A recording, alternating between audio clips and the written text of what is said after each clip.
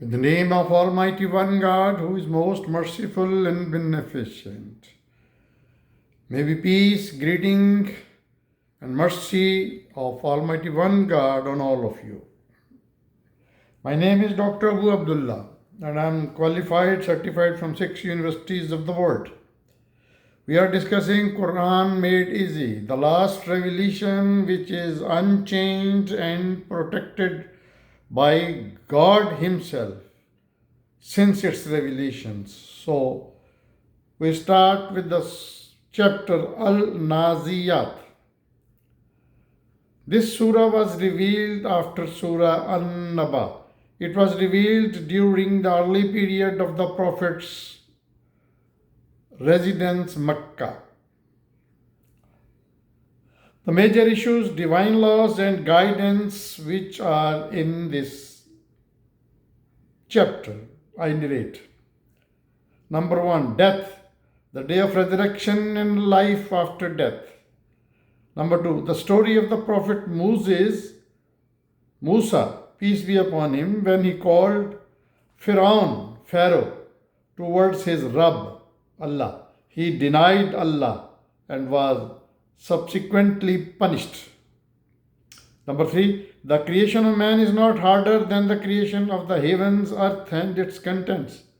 Number 4, punishment and reward on the day of judgment. The theme of this chapter is resurrection, life after death, and a warning about the consequences of rejecting the Prophet of Allah. The surah opens with the oaths by the angels who take the soul at death, who hastens to carry out Allah's commandments, and those who conduct the affairs of universe according to the divine will, in order to assure that resurrection will certainly come to pass and life after death will certainly take place. Then, briefly relating the story of the Prophet Musa, and Pharaoh the Pharaoh. The fate of the Pharaoh met in the consequence of denying the Prophet and rejecting the guidance brought by him. The people of Mecca are warned that if they don't learn a lesson from the story and change their ways and attitudes accordingly, they may also meet the same fate. Arguments are then given in support of the hereafter and the life after death. Attention is drawn to the earth and provision that have been arranged in it for the sentence of various creatures. It further clarified that everything testifies to the fact that it has been created with great wisdom of Allah in full fulfillment of some special purpose.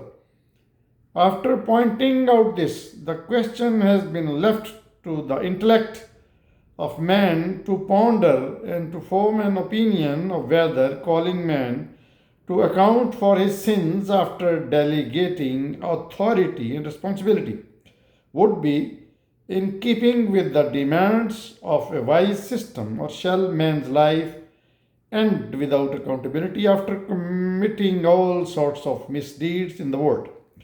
Should he perish and mix in the dust forever and never be called to account for responsibility and the authority entrusted to him? So we start now verses of the chapter AnZiate.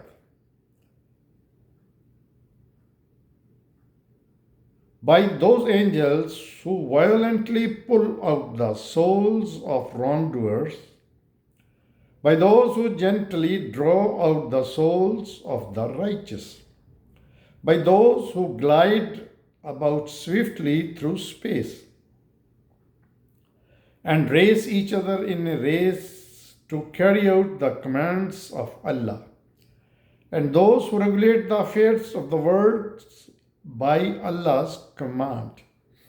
The day on which the quack shall cause a violent commotion, which will be followed by another violent commotion.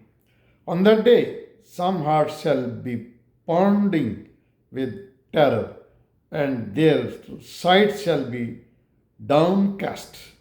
The unbeliever says, shall we really be restored to our former state of life, when we shall have become decayed bone?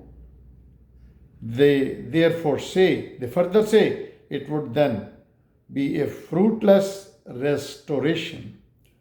They should know that it shall be only a single shout, and they will be back to the life in open plain. These are the verses 1 to 14, and it describes death, day of resurrection, and life after death. We continue. Have you heard the story of Moses, peace be upon him, Musa, when his Rabb called him in the sacred valley of Tova and said, go to Pharaoh, for he has indeed transgressed all bounds, and tell him, have you the desire to purify yourself? If so, I shall guide you towards your Rabb, means God, so that you may fear him. Then Moses showed Pharaoh the mighty sign, but he denied and disobeyed. Then he quickly turned back, assembled his people, and made a proclamation, I am your Lord, the Most High. Consequently, Allah seized him for punishment both in the hereafter and in this life. Surely in this there is a lesson for those who fear Allah. These are the verses 15 to 26. And in these verses are described the story of Moses, peace be upon him, when he called Pharaoh to his Rabb. He denied Allah and was seized for punishment. We continue. O mankind, is your creation harder than the heaven that he built? He raised in canopy and fashioned it to perfection. He gave darkness to the night and brightness to the day. After that, he spread out the earth. Then from it he brought forth its water and its pasture and its mountains, and made them a provision for you and your cattle. These are the verse 27 to 33, and here is described the creation of man is no harder than the creation of heavens, earth, and its contents. We continue.